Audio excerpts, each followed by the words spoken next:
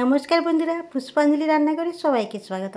আজকে তৈরি করব একটা সুন্দর একটা মিষ্টান্ন সুজি দিয়ে। সুজি আর সামান্য নারকেল দিয়ে কীভাবে একটা মিষ্টান্ন তৈরি করে দিতে পারে খুব অল্প সময়ের মধ্যে দেখে নিন আমি কীভাবে তৈরি করেছি। আমার পুনর্গুলো আসবেন চাই না খাওয়া করতে পারেন, প্রথম থেকে লাস্ট অবধি দেখবেন যেন মাঝে যদি স্কিপ করে দেন অনেক কিছু মিস করে যাবে। তাহলে বলছি প্রথম থেকে লাস্ট থেকে অবশ্যই একটু লক্ষ্য রাখবেন আমার স্ক্রিনের দিকে। যদি ভালো লাগে আপনারাও এইভাবে তৈরি করে নিতে পারেন, খুব চটপটে আর খুব তাড়াতাড়ি তৈরি করা নিয়ে। আর এই পুজোর সময় যদি এইভাবে একটু চটপটে জিনিস ঘরে খেতে ভালোবাসে বাচ্চাদের কিন্তু এটা খুবই প্রিয়। আর ওরা একবার যদি তৈরি করে দিয়েছেন খেতে, তাহলে ছোট থেকে বড় সবাই খেতে ভালোবাসবে। চলুন দেখি আমি কীভাবে তৈরি করছি। আমি নিয়ে নিয়েছি এখানে 3 প্যাকেট সুজি নিয়েছি। যেই সুজিগুলো মোটা দানা থাকে না, একটু হালকা কম ছোটো দানা থাকে, সেই সুজিগুলো নেবেন। মোটা দানাগুলো নিয়ে একটু ভালোভাবে গলে যায় না, ছোটো দানাগুলো নিলে বেশ ভালো হয়। তারপরে সুজিতে আমি এদিকে সুজিতে 3 প্যাকেট সুজি নিয়ে নিয়েছি। এবার কড়াইতে গরম জল চাপিয়ে দিয়েছি। গরম জল দিয়ে সামান্য একটু লবণ আর 2-3 চামচ মতো চিনি, মানে 4-5 চামচ মতো চিনি দিয়েছি আর তারপরে আমি জলটা ফুটে গেছে, এখানে এদিকে জলটা ফুটে নুন চিনিটা গলে গেছে। এবার আমি সুজিটা আস্তে আস্তে ঢেলে দিতে হবে। সুজিটা এইভাবে ঢালবে, সুজি ঢালার সময় লক্ষ্য রাখবেন যেন গুটুলি না পাকে, সেদিকে অবশ্যই লক্ষ্য রাখবেন। আর সুজিটা ঢালতে থাকবেন আর নাড়তে থাকবেন। এইভাবে নাড়তে নাড়তে আপনাদের জলটা পুরো মরে যাবে দেখবেন।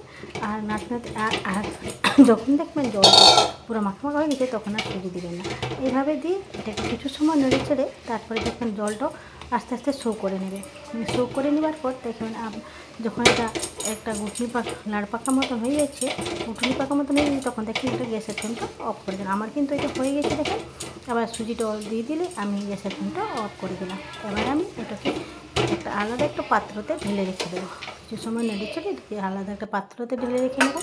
দেখেন আমার এটা এভাবে হয়ে গেছে। এটাকে ঢেলে রেখে কিছু সময়ের জন্য ঢাকা চাপা রেখে দেবো, যেন এটা ঠান্ডা হয়ে যায় এবং ভিতরে ভালোভাবে ফুলে যায়। যেহেতু গরম আছে, এটা গরম গরম মেশ করা যাবে না, তার জন্য এটা ঠান্ডা হতে কিছু সময় ছেড়ে দিতে হবে। আর এটা আমি এইটা কড়াইতে দেওয়ার সময় ভালো করে নেড়ে চেড়ে দিয়েছি, যেহেতু একটু তাড়াতাড়ি ঠান্ডা হয়ে যায়। নিয়ে একটা পাত্রতে আমি ভালো বড় পাত্র একটাতে আমি ঢেলে রেখে দেবো। এটা যতক্ষণ অবধি ঠান্ডা হচ্ছে ততক্ষণ অবধি আমি একটু এর ভিতরে যে মেন ইনগ্রিডিয়েন্টটা লাগবে সেই জিনিসটা আমি করে নেবো। দেখেন আমি একটা পাত্রতে ঢেলে নেব। আর এটা মেন ইনগ্রিডিয়েন্ট হলো নারকেল।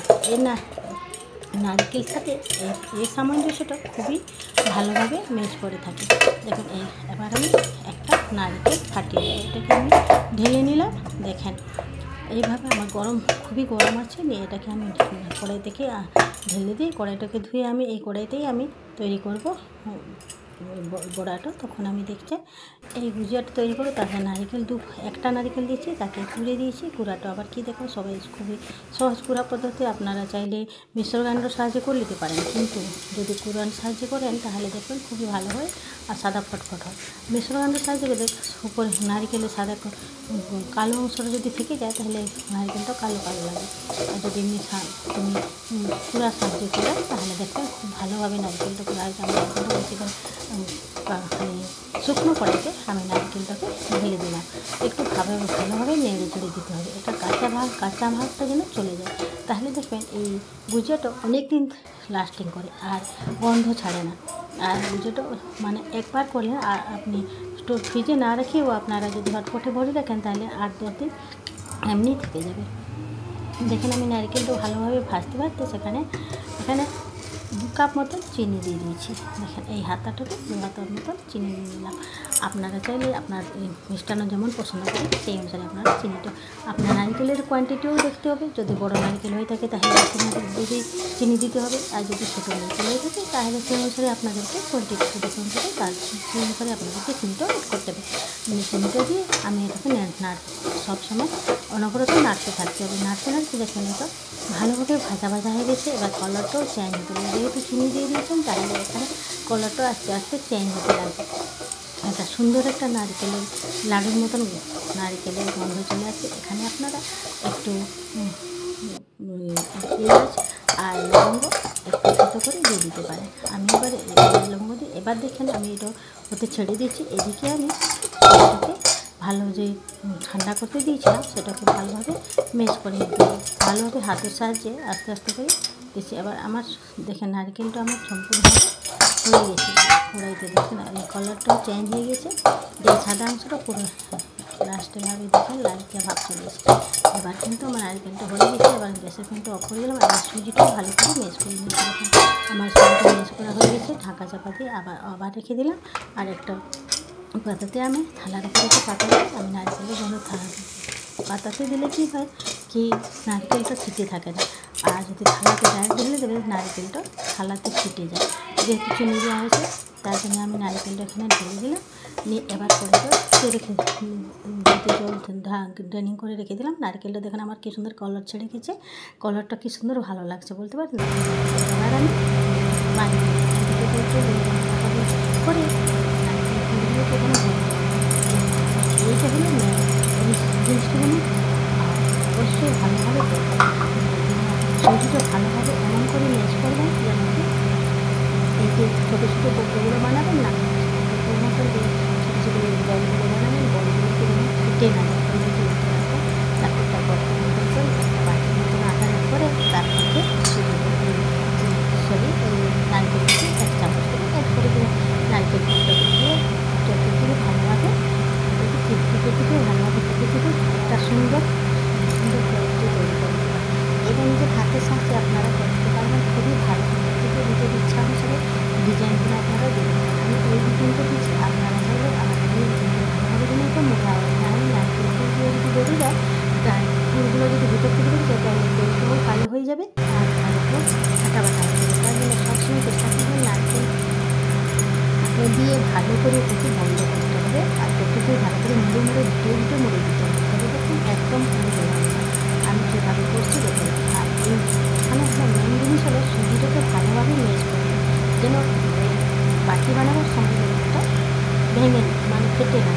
এই দিকে অবশ্যই তার জন্য একটু সাবধানে একটু সামান্য হাতে তেল দিয়ে করবেন, তাহলে দেখুন খুবই ভালো হবে।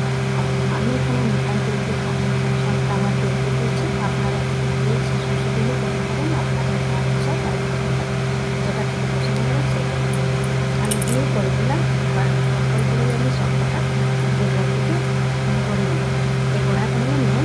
আর এই জিনিসগুলোকে সবসময় একটু ধৈর্য সহকারে আর এই সময় করার সময় লক্ষ্য রাখবেন যেন এটা ফুটে যাবে, সেগুলোকে অবশ্যই আর সবটা থেকে পারবো না আস্তে আস্তে করে বানিয়ে তৈরি করে রেখে তারপরে তেলটা গরম করতে তেলটা কিন্তু ভালোভাবে গরম করবে না। এবারে সবটা কিন্তু আস্তে আস্তে করে করে বাকিগুলো বানিয়েছি না পুরো কাটে, আপনারা সেই দিকে অবশ্যই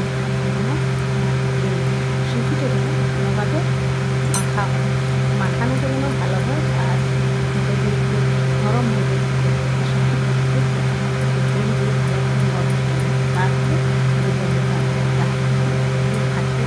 হ্যাঁ সেই দিকে অবশ্যই লক্ষ্য রাখবেন ভালোবাসি না ফাটে।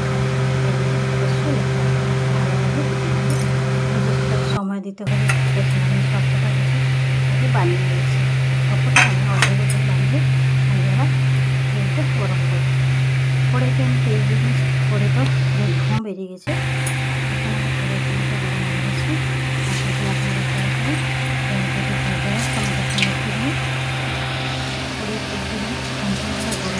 ঠান্ডা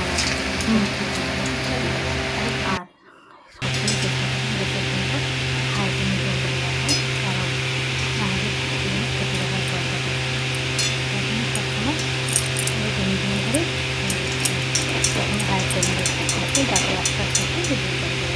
এভাবে ভেজে নিয়ে আমি সবটা দিতে আমি এটাকে তৈরি করলাম।